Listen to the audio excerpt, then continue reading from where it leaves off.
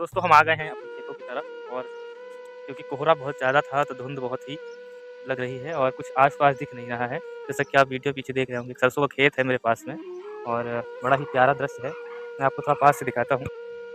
सरसों का जो पेटल्स है वो पूरा जो है अपना ओस से सराबोर है और प्रकृति की यह सुंदरता बड़ी ही मनमोहक लगती है। वो एक जयशंकर प्रसाद की वो पंक्ति याद आती है कि प्रकृति के यौवन का श्रृंगार करेंगे कभी न बासी फूल। तो वही क्योंकि ऐसे फूल जो दिख रहे हैं सरसों के वो बड़े ही प्यारे लग रहे हैं और ठंड का मौसम है, एकदम पैर जमे जा रहे हैं। क्योंकि आप देख सकते हैं हमारे आसपास की जो माहौल है, जो कोहरा है, गेहूं के खेत हैं, बड़े ही प्यारे लग रहे हैं। सुबह का यह दृश्य बड़ा ही प्यारा लग रहा है और साथ में आप सूर्य के निकलने की जो घटना देख रहे होंगे, एकदम अपनी लालिमा को बिखेर रहा है और धीरे धीरे धीरे धीरे जो है अपने प्रकाश को पूरे पृथ्वी पर बिखेर रहा है। और इस प्रकार से जैसे कि अभी जस्ट 1 सेकंड पहले मैंने सूर्य को ऑब्जर्व किया था जो बहुत ही कम चमक रहा था और 1 सेकंड के बाद या 5 सेकंड के बाद उसने अपनी लालिमा को बढ़ा दिया है। और देखते देखते आप ध्यान रखिएगा कि देखते देखते सूर्य जो है वह अपनी लालिमा को और तेज़ी से क्या कर रहा है, बड़ा कर रहा है। गाँव में जब आप देखते हैं आकर के तो बहुत ही प्यारा लगता है। एक ऊपर से चिड़िया उड़ती हुई जा रही है, कुछ चिड़ियों की आवाज़ मेरे आस-पास से आ रही है। उधर अपना सूर्य निकल रहा है और कुछ लोग झोपड़ी में, कुछ लोग आग ताप रहे हैं। समय होता है जनवरी के टाइम का, बड़ा ही प्यारा होता है क्योंकि जो जनवरी का टाइम होता है बड़ा ही मनमोहक होता है। खासकर ठंड तो थोड़ी बहुत ज़्यादा होती ही है, लेकिन अगर आप खेतों की ओर जाएँगे तो आप बढ़िया अपना जो है हाथ-पैर कवर करके जाएँ या फिर अपने साथ में माचिस रख लें। क्योंकि अगर आप ठंड ज़्यादा लग जाती है तो अपना वहाँ पे आपको कुछ न कुछ तापने के लिए मिल जाएगा, जैसे पैरा इत्यादि है, ये लकड़ी है वो मिल जाएँगी।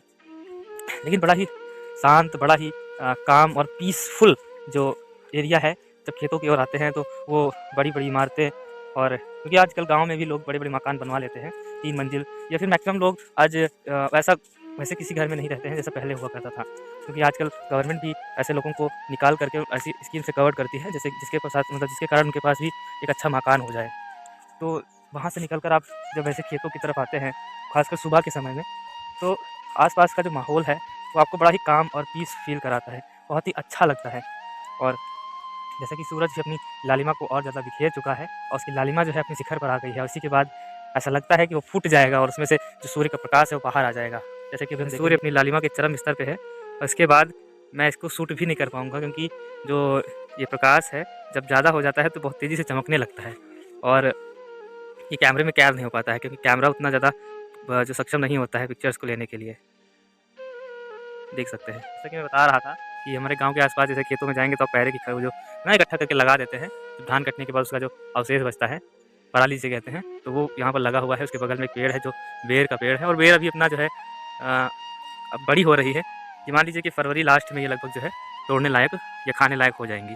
अभी जो है ये छोटी भी हैं और कच्ची भी हैं, तो ये भी अपना समय के साथ प्रकृति की जो समय की गति है उसके साथ में ये पेड़ और उसकी जो फल है वे सभी बढ़ते हुए और हर चीज़ एकदम कामनेस का एहसास करा रही है। जैसे सूर्य की ओर जाता हूँ ऐसा लगता है कि मैं उसके पास जा रहा हूँ, लेकिन जब जहाँ पे खड़ा होता हूँ ऐसा लगता है कि वो मुझसे दूर हो गया है फिर से। तो अभी घूमते-टहलते मैं अपने खेत की ओर आ गया था, तो मैंने अपना गेहूँ देखा और गेहूँ ठीक-ठाक लग रहा था। लेकिन वही है ना कि एक बार मैंने एक वीडियो बनाया था कि जो कि हमारे योगी जी की शैडो है, वो बहुत ज़्यादा परेशान करते हैं और जो है बहुत ज़्यादा उन्होंने चढ़ा हुआ है। और मुझे लग रहा है कि कोई बगल में मेरे एक जो शैडो है उनका, वो अपना काम कर रहा है, तो मुझे उसे भगाना पड़ेगा, नहीं तो जो है उसके बाद वो आएगा तो मेरे में ही लगाएगा। देखते हुए चले जा रहे हैं। मैंने जैसे ही देखा, क्योंकि ये मेरा खेत है और मेरे खेत के बगल वाले खेत के आगे वाले खेत में है, क्योंकि ये फाइनली इधर ही आया था और वो देखिए भाई साहब इतना ज़्यादा है और यहाँ पर एक झील निकलती है, पूरा तालाब है और जो नहर का पानी है वो आता है इधर। और इधर ही हमारे योगी जी के शैडो लोग जो है पूरा खेत को चपत करने में बड़ी हिफाज़त से लगे हुए हैं, देख सकते हैं। कि आज मेरे मित्र लोग जो है नन्हे-नन्हे आज आए नहीं थे, तो आज मुझे ही इनको भगाना पड़ रहा है। तो मुझे जैसे ही उन्होंने देखा, मैं तो सोच रहा था इनको दौड़ाना पड़ेगा, लेकिन जैसे ही उन्होंने मुझे देखा और भागते हुए अपना जो रास्ता उन्होंने बदल लिया, सारे के सारे जो है अपना दूसरे रास्ते से अपने जहाँ वो बैठते हैं वहाँ के लिए निकल जाते हैं। क्योंकि इनके पास भी पेट है और प्रकृति का ऐसी मार है इनके साथ में कि आज जो है जो हमारे खासकर मैं नहीं जानता कहाँ-कहाँ, लेकिन उत्तर प्रदेश की अगर बात किया जाए तो वहाँ पे ऐसे जो गौवंश हैं उनके साथ में उनके साथ जुड़ी बड़ी समस्या है कि लोग उन्हें छोड़ देते हैं और जब छोड़ देते हैं तो वो कोई पालता नहीं है, क्योंकि कोई गाय पालना नहीं चाहता क्योंकि अब उनकी कीमत भी नहीं बची, कोई खरीदता भी नहीं है। तो गाय और बैल सभी की एक ही समस्या है। सभी लोग जो है सभी जानवर अपना इधर-उधर भागते रहते हैं, दूसरों के खेतों में चरते रहते हैं। लोग लाठी डंडों से उन्हें पीटते रहते हैं। और कभी-कभी कुछ गौशालाएँ बनाई गई हैं, लेकिन गौशालाओं में भी उतना जो बेहतर रख-रखाव की व्यवस्था ना हो पाने के कारण जो है, वहाँ भी कितना जानवर जो है रह पाएँगे। तो मैक्सिमम लोग अपना खेतों को बचाने के लिए निकलते हैं। जैसे कि आप देख सकते हैं सुबह का ही समय है और पूरे खेत में जो है लीक बन चुकी है। जैसे कि आप वीडियो में देख पा रहे होंगे, क्योंकि ओस गिर जाती है, तो ओस से जिधर-जिधर जानवर जाते हैं, तो उधर-उधर ओस गिर जाती है, नीचे साफ़ हो जाती है। तो वही लीक इसमें बन गए थे। तो पूरे खेत में जो है जानवर आ चुके थे और अभी कितना समय हुआ है, मुश्किल से 7 बजे है। ठंड की जनवरी के 7 बजे आप समझ सकते हैं कैसा मौसम होता है। वैसे धूप तो निकल आई है, क्योंकि सूरज निकल रहा है और सूरज अपनी लालिमा छोड़ चुका है और अपने प्रकाश को बिखेरने के लिए तैयार है। प्रकृति का मनमोहक दृश्य आप देख रहे हैं हमारे हमारे साथ में।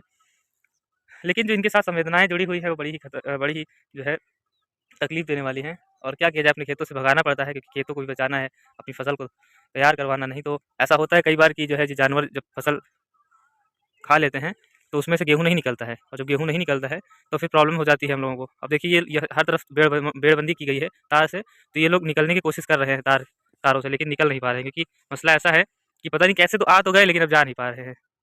अब इधर से उधर भटक रहे हैं, क्योंकि मैं खड़ा हुआ हूँ। अगर मैं खड़ा हो चला जाता, तो ये अपना चरते रहते। देख देख सकते हैं।